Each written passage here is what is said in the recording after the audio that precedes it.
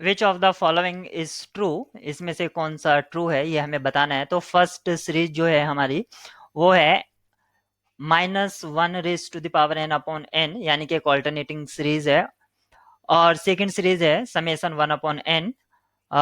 Third series है हमारी double summation 1/m+n whole square. ऐसे ही आपकी फोर्थ सीरीज भी वही है, लेकिन उसमें कन्वर्जेंस और डाइवर्जेंस की बात करी गई है। तो यहाँ पर आपको कुछ सीरीज गिवन है और उसके कन्वर्जेंस और डाइवर्जेंस चेक करना है। उसके कन्वर्जेंस और डाइवर्जेंस चेक करने से पहले अगर आपको हमारे नोट्स या प्रैक्टिस सेट चाहिए तो आप हमें ऊपर दिए गए इस फोन नंबर व्हाट्सएप नंबर पर फोन या कॉल कर सकते हैं। और अगर आपने हमारा चैनल सब्सक्राइब नहीं किया है तो उसको सब्सक्राइब करें और बेल आइकन को प्रेस करें। तो यहाँ पर जो क्वेश्चन किया किया गया है वो कन्वर्जेंस और डाइवर्जेंस के बारे में बात की गई है। और कन्वर्जेंस और डाइवर्जेंस जो चेक करते हैं हम, मैं फर्स्ट ऑप्शन की बात करता हूँ, ये जो ऑल्टरनेटिंग सीरीज है, ऑल्टरनेटिंग सीरीज।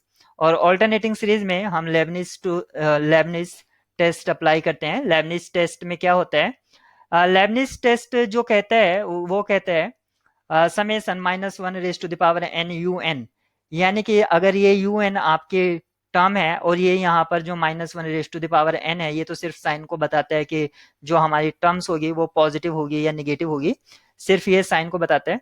तो यहाँ पर ये un के लिए कंडीशन कहता है कुछ।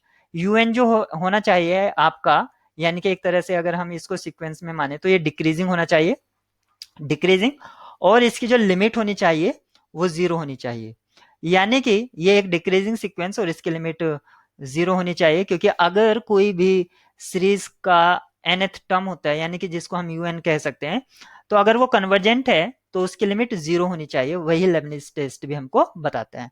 तो एक तरह से आप ये कह सकते हैं कि लेबनिज टेस्ट जो है वो पॉजिटिव टर्म सीरीज के लिए मतलब है तो ये ऑल्टरनेटिंग सीरीज के लिए, लेकिन एक तरह से जो इसके आइडियाज हैं वो वही है जो पॉजिटिव टर्म सीरीज के लिए। बस डिफरेंस इतना है कि वो टर्म्स के जो साइन होते हैं उसको लेफ्ट कर देते हैं, यानी कि छोड़ देते हैं। तो पहला जो हमें यहाँ पर बताया गया है जो सीरीज है हमारी, वो क्या सीरीज है हमारी -1 raised to the power n/n। हमारी जो फर्स्ट सीरीज है वो -1 raised to the power n/1। तो यहाँ पर जो है हमारा un क्या हो जाएगा 1/n। 1/n से ही आपको पता चलेगा कि जैसे जैसे हम n को बढ़ाएंगे वो डिक्रीज करेगा, यानी कि इससे हमें ये पता चल जाता है un ग्रेटर देन un+1। या आप इनडायरेक्ट वे में इसको ऐसे भी कह सकते हैं कि n लेस देन n+1। तो इसके जो रेसिप्रोकल हैं वो रिवर्स में हो जाएंगे, तो ये हो जाएगा। तो यहाँ से ये क्या था un+1/n और 1/n+1 जो था वो आपका un+1 है। तो यहाँ से भी हमें पता चल रहा है कि un greater than un+1 for all n। तो यानी कि ये डिक्रीजिंग है, कंफर्म हो गया है, फर्स्ट कंडीशन हमारी फुलफिल हो गई है। सेकंड कंडीशन हमें चेक करना है कि लिमिट ऑफ un यानी कि 1/n क्या है, वो जीरो। आप सभी जानते हैं कि इसका लिमिट जीरो होता है। तो लेबनिज टेस्ट की जो दो कंडीशन थी वो सेटिस्फाई हो गई है। तो लेबनिज टेस्ट के अकॉर्डिंग ये जो हमारा सीरीज था जो फर्स्ट में दिया गया है -1 raised to the power n/n, ये आपकी कन्वर्जेंट है, कन्वर्जेंट है। लेकिन आपको जो गिवन है उसने कहा है, गिवन में क्या कहा है, डज नॉट कन्वर्ज। तो इसलिए ये हमारा जो ऑप्शन ए है ये डिस्कार्ड हो जाता है। बी ऑप्शन की बात करते हैं समेशन 1/n। अब जो हमारी सीरीज है वो क्या है, हमारी जो सीरीज आती है अब वो आती है समेशन 1/n, यानी कि ये आती है हमारी सीरीज। तो अब इसको चेक करना है बी पार्ट को हमें। तो ये बी पार्ट में क्या हो जाएगा, समेशन 1/n, और इसमें अप्लाई करते हैं पी सीरीज टेस्ट, यानी कि पी टेस्ट जिसको हम बोलते हैं। और पी टेस्ट जो बताता है ये कन्वर्जेंट होता है if only p greater than 1, p less than equal to और 1 के लिए वो क्या है, डाइवर्जेंट है, कंफर्म है ये। यहाँ पर इक्वल टू के लिए कोई टेस्ट फेल नहीं होता है, ये यहाँ पर डाइवर्जेंट बता देता है 1/n। इसका एक एग्जाम्पल भी आप कह सकते हैं। तो यहाँ से यहाँ पर p का वैल्यू जो है वो 1 है, p इक्वल टू 1, यहाँ पर आप देख सकते हैं यहाँ पर पावर 1 है तो p का वैल्यू 1 हो जाता है। तो ये आपकी डाइवर्जेंट है, लेकिन ऑप्शन बी में बताया गया है वो कन्वर्ज करती है। तो बी ऑप्शन भी आपका यहाँ पर फॉल्स हो जाता है। सी ऑप्शन की बात करते हैं। तो यहाँ पर सी ऑप्शन ऑप्शन जो है वो डबल समेशन है। तो डबल समेशन के लिए तो हमने कोई टेस्ट पढ़ नहीं रखा है। तो डबल समेशन में जो यहाँ पर आप सीरीज का अगर नेचर देखेंगे यानी कि यू एन टर्म देखेंगे तो 1/n+1 होल स्क्वायर है और डी ऑप्शन भी। तो अगर हमारा एक ऑप्शन ट्रू हो जाएगा, if if one of them is true then then other will false, other will false. ये तो हम जानते हैं कि एक में कन्वर्स की बात करेंगे, एक में डाइवर्स की। तो अगर एक ट्रू हो जाएगा तो दूसरा ऑटोमेटिक फॉल्स होगा। तो यहाँ पर हमें हमें जो हमसे जो कहा गया है, हम इसको भी देख लेते हैं। तो हमारा जो यहाँ पर मेन टारगेट होगा, वो हमारा मेन टारगेट क्या होगा कि ये जो डबल समेसन है हमारे, इसको सिंगल समेसन में कन्वर्ट कर लेंगे हम। क्योंकि हमें जो पता है वो सिंगल समेसन के लिए यानी कि सीरीज के लिए पता है बहुत सारे टेस्ट, तो उसको हम अप्लाई कर सकते हैं। और एम और एन जो है वो नेचुरल है, नेचुरल नंबर से आ रहे हैं, तो ये क्या है, एक पॉजिटिव टर्म सीरीज है, नो डाउट इसमें। तो सबसे पहले हम इसको करते हैं सिंगल समेसन में कन्वर्ट करने की। तो मैं क्या करता हूं, एन को मैं वेरी कराता हूं और एम को मैं फिक्स कर देता हूं। तो हमारा ये जो सीरीज है, सी पार्ट में देख रहे हैं हम, ये क्या होगा आपका 1/m+1 whole square plus 1/m+2 whole square plus and so on. तो ये इस तरह से हमारा चल रहा है समेसन, इसके ऊपर चलेगा और ये m जो वेरी कर रहा है वो 1 से इन्फिनिटी तक कर रहा है। यानी कि एक तरह से जो हमारा ये है, ये किसका रोल प्ले कर रहा है, समेसन यू एन। यानी कि ये हमारी, क्योंकि m में है तो इसको मैं यू एम बोल दूंगा, तो ये हमारा यू एम है, यानी कि nth टर्म जिसको कह सकते हैं, या इसलिए मैं इसको यहाँ पर क्योंकि m यूज किया गया है तो mth टर्म बोल सकता हूँ।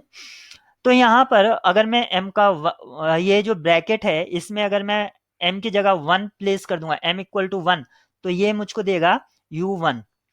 ऐसे ही u2 निकालूंगा मैं कब, जब m=2 पुट करूंगा। तो यहाँ से अगर मैं 1 पुट करता हूं तो क्या मिलता है, 1/2 square plus 1/3 square plus 1/4 square and so on. ऐसे ही जो हमारी सेकेंड टर्म मिलेगी इस सीरीज की, अब मैं फाइनल फाइनल बात कर रहा हूं, तो इस सीरीज की जो सेकेंड टर्म होगी वो क्या होगी, 1/3 square 1/3 square plus 1/4 square plus 1/5 square and so on. ये हमारी सेकेंड टर्म होगी। ऐसे ही अगर मैं थर्ड टर्म की बात करता हूँ u3, तो वो हमें क्या मिलेगा, 1/4 square plus 1/5 square plus and so on.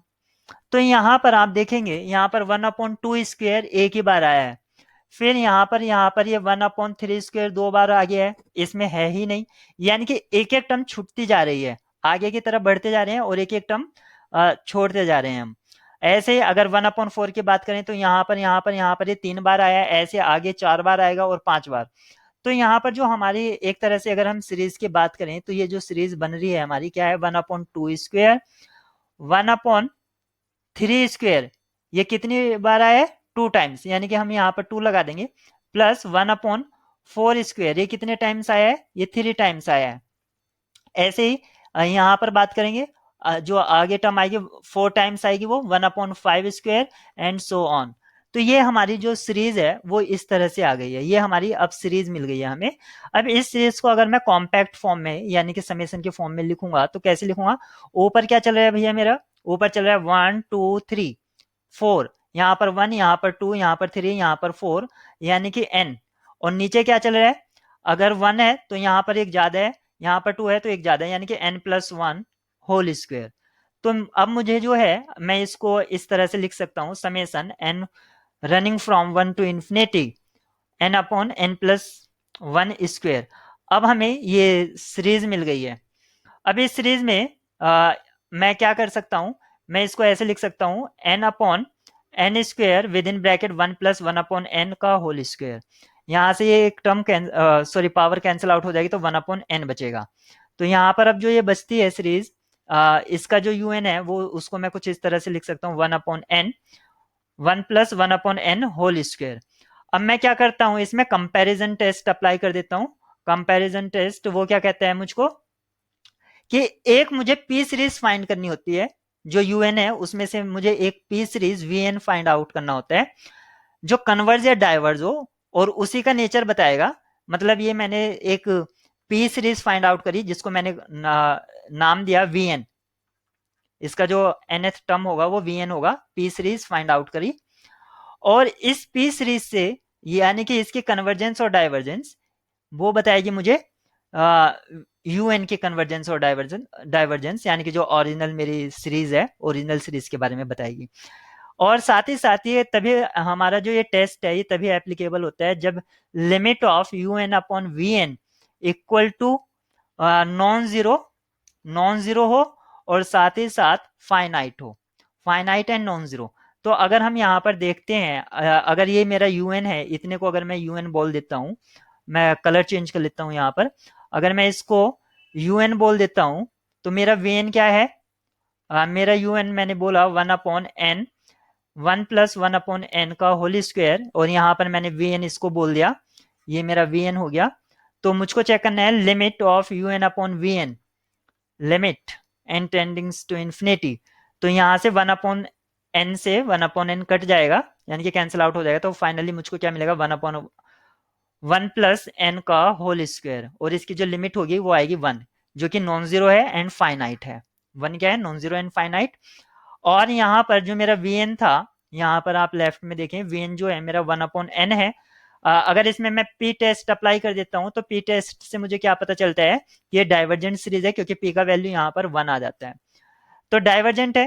अब मैंने आपको क्या बताया था कि यूएन और vn, un and vn behave alike, behave alike यानी कि वो एक सा ही नेचर शो करेंगे।